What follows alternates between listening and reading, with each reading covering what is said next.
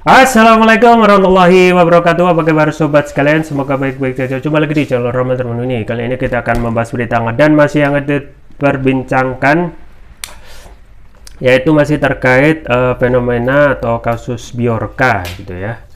Dan sudah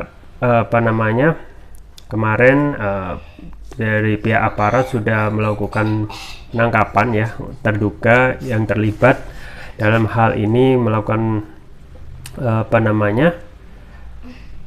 bantuan gitu ya. Di antaranya yang terakhir yaitu pemuda asal Madiun gitu ya. Nah, apakah ini ya dari salah satu hal benar-benar terkait langsung dengan Bjorka ya, dan patut disayangkan gitu ya, polisi sudah menjerat pemuda ya dengan inisial MAH ini dengan dugaan peretasan gitu ya. Dan berikut juga polisi tentu saja harus menjerat gitu ya pemuda ini dengan undang-undang ITE sesuai yang dilansir oleh cnnindonesia.com ya. Daftar pasal undang-undang ITE, jerat pemuda medium tersangka kasus Bjorka. Langsung saja kita baca dan kita ulas. Mabes Polri memakai sejumlah pasal Undang-Undang Informasi dan Transaksi Elektronik ITE untuk menjerat pemuda asal Madiun MAH dalam kasus dugaan peretasan oleh hacker Bjorka. Kadifhumas Polri Irjen Dedi Prasetyo mengatakan MAH dijerat dengan pasal berlapis imbas perbuatannya yang ikut menyebarkan hasil peretasan yang dilakukan Bjorka melalui Telegram. MAH dijerat pasal 46, pasal 48, kemudian 32 dan 31 Undang-Undang ITE. Itu semuanya di situ, ujarnya ketika dikonfirmasi. Pasal 32 Undang-Undang ITE mengatur tentang larangan bagi setiap orang untuk melakukan interferensi, mengubah, menambah, mengurangi, melakukan transmisi, merusak, menghilangkan, memindahkan, menyembunyikan atau mentransfer terhadap bentuk dokumen elektronik atau informasi elektronik tanpa hak atau dengan cara melawan hukum. Ancaman hukumannya diatur dalam pasal 48 Undang-Undang ITE. Kemudian pasal 31 Undang-Undang ITE mengatur tentang aksi melawan hukum, melakukan intersepsi, penyadapan informasi elektronik dan atau dokumen elektronik milik orang lain, lingkungan pemerintah yang tak bersifat publik, baik tidak menyebabkan perubahan apapun maupun yang menyebabkan adanya perubahan, penghilangan dan atau penghentian informasi elektronik dan atau dokumen elektronik yang sedang ditransmisikan. Ancaman hukumannya diatur pasal 46 Undang-Undang ITE. Jadi pasal 32 dan 31 ya. Kemudian ancamannya hukumnya di pasal 6. Nah, namun berdasarkan informasi yang dihimpun, MAH juga turut dijerat dengan pasal 30 dan 35 Undang-Undang ITE dalam kasus ini.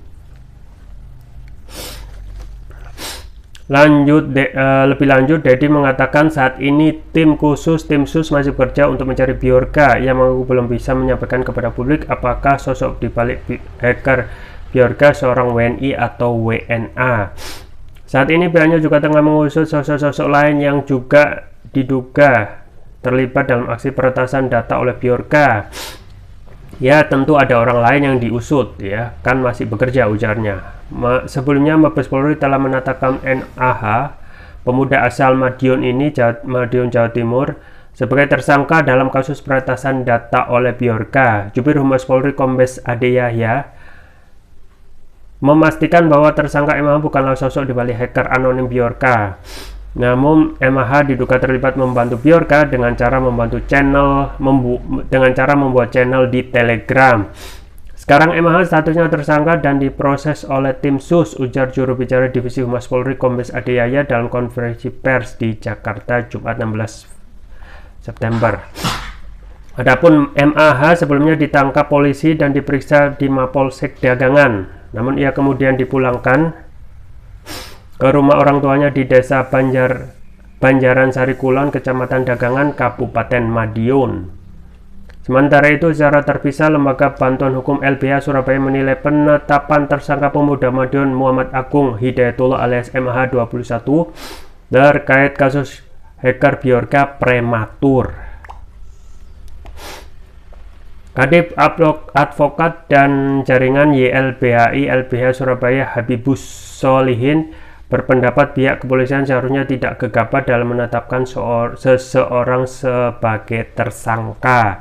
Penetapan tersangka terhadap MH karena membuat channel Telegram Bjorkanisme kemudian dihubungkan dengan aktivitas Bjorka yang melakukan peretasan dan dianggap membantu, menurut kami masih sangat prematur, dipaksakan dan tidak nyambung, kata Solihin melalui pesan tertulis Senin. Solihin mengatakan LBH Surabaya khawatir penetapan tersangka tersebut dilakukan untuk menutupi penangkapan tidak sah yang sudah kadung dilakukan sebelumnya. Kalau memang tidak ditemukan indikasi perbuatan pidana, jangan memaksakan kasus menjadi seolah-olah ada masalah, kata dia. Ya, sobat sekalian, itu ya. Jadi memang kita patut sayangkan gitu ya. Begitu banyak pasal yang dikenakan oleh MH ya, oleh aparat. Padahal ini masih ya, menurut ahli dari LBH Surabaya ini masih prematur gitu ya. Kenapa ya? Khawatir ini dilakukan untuk menutupi penangkapan tidak sah ya yang sudah kadung dilakukan sebelumnya, karena sebelumnya kan juga sudah melemparkan penangkapan tetapi ternyata salah tangkap gitu ya. Dan ini kalau kita melihat bisa saja ya tidak terlibat langsung sama sekali gitu ya. Nah, kalau kita melihat pasal-pasal yang ditetapkan ya banyak sekali gitu ya. Pasal 32, 31 Undang-Undang ITE, Undang-Undang Nomor 19 Tahun 2016 tentang perubahan Undang-Undang Nomor 11 Tahun 2008 tentang informasi dan transaksi elektronik. Nah, kita coba buka aja ya, buka Undang-Undang ITE pasal 32 ya, pasal 32 dan 31 ya. Kemudian juga dikenakan pasal yang lain ya, pasal 35 ya, 30 dan 35 gitu ya. Kita baca dulu pasal 32, 31, 32 ya. Kalau pasal 32 ini ya,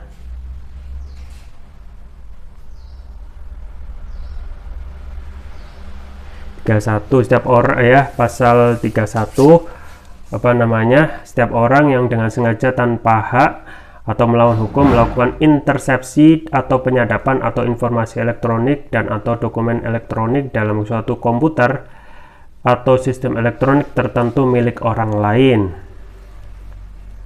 ya. Kalau pasal 32 ya, pasal 32 ayat 1, setiap orang dengan sengaja tanpa hak atau melawan hukum dengan cara apapun mengubah, menambah, mengurangi, melakukan transmisi, merusak, menghilangkan, memindahkan, menyembunyikan atau informasi elektronik milik orang lain atau milik publik. Nah, ini ancaman pidananya ada di Undang-Undang pasal 46 dan 48 ya. 46 dan 48 ya. Kalau setiap orang pasal 46, setiap orang yang memenuhi unsur sebagaimana dimaksud pasal 30 ayat 1 dipidana dengan pindah penjara paling lama 6 tahun ya, dan atau denda paling banyak 600 juta ya.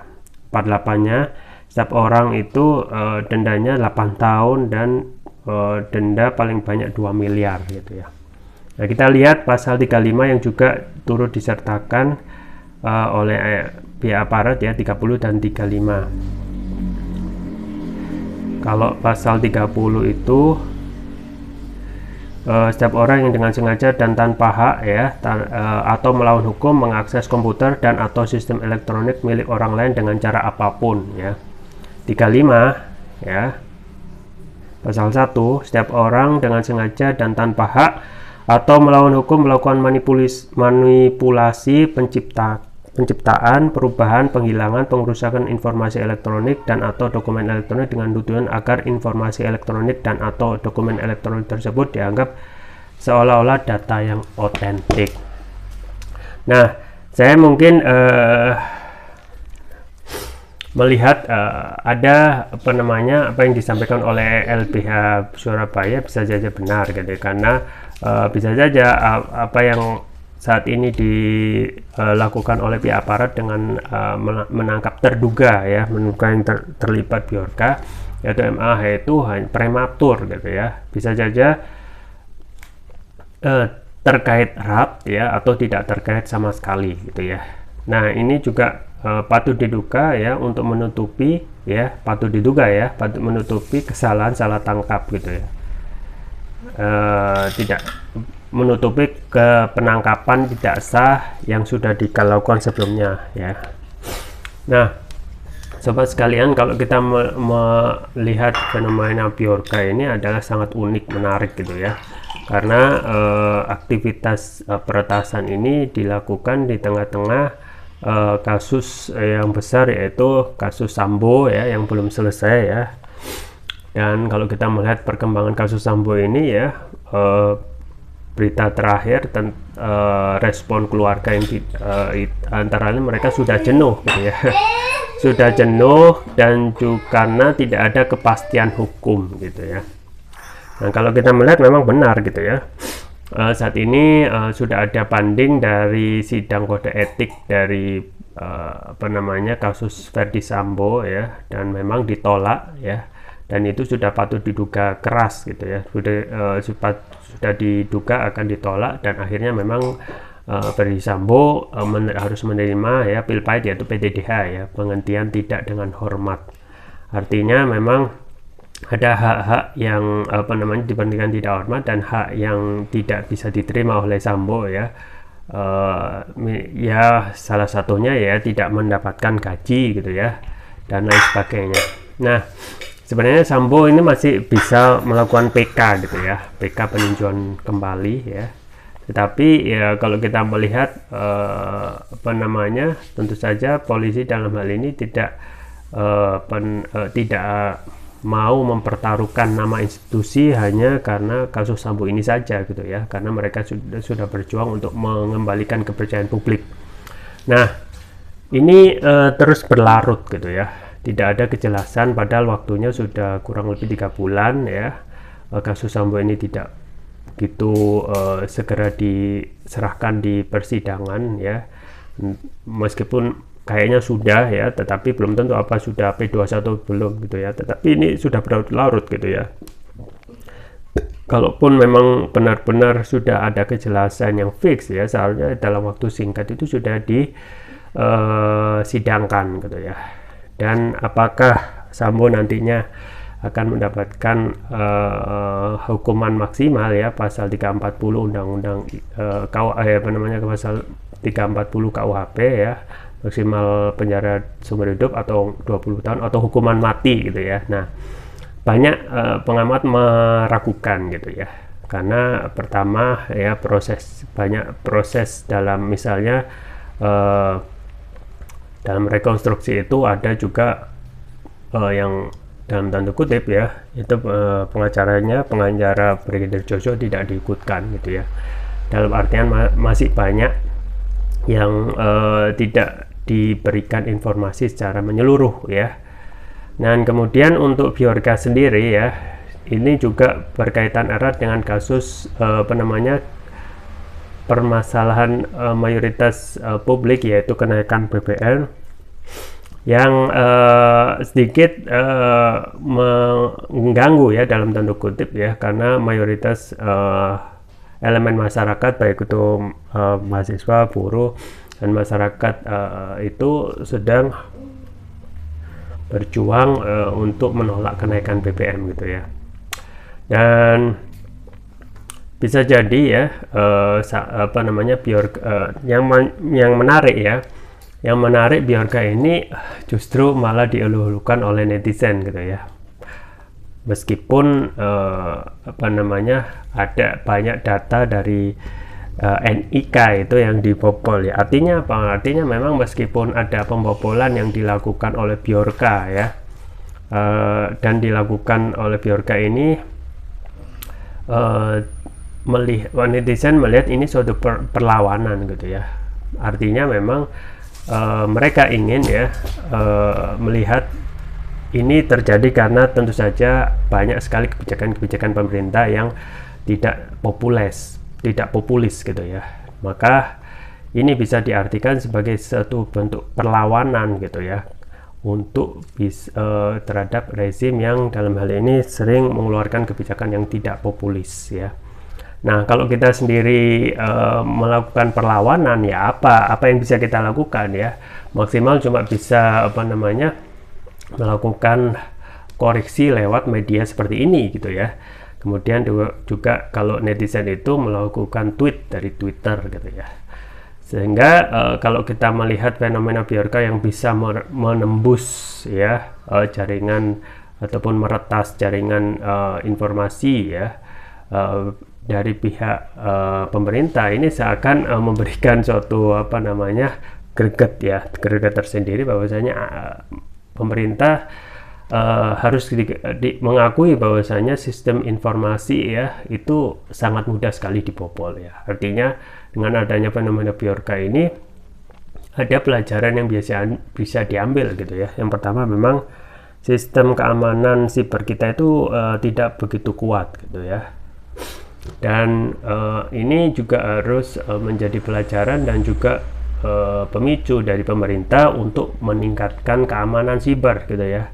Artinya ini tingkat sederhana ataupun level personal itu bisa membobol gitu ya. Apalagi kalau tingkat negara yang ketika melakukan cyber itu menyerang sistem informasi itu bisa ambiar gitu ya. Makanya di satu sisi, meskipun Bjorka ini melakukan peretasan sana sini ya dengan membuka nick, termasuk nick jutaan informasi ya warganet itu, tapi mereka keyakinan bahwasanya ini ada bentuk perlawanan ya, perlawanan salah satu yang dahulu ya, kalau kita melihat cerita dahulu itu adalah cerita Robin Hood ya. Ketika Robin Hood itu muncul di tengah-tengah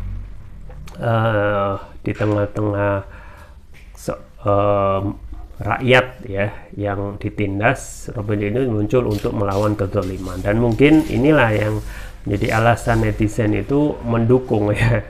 Meskipun data NIK itu jebol ya, tetapi mereka berkeyakinan ya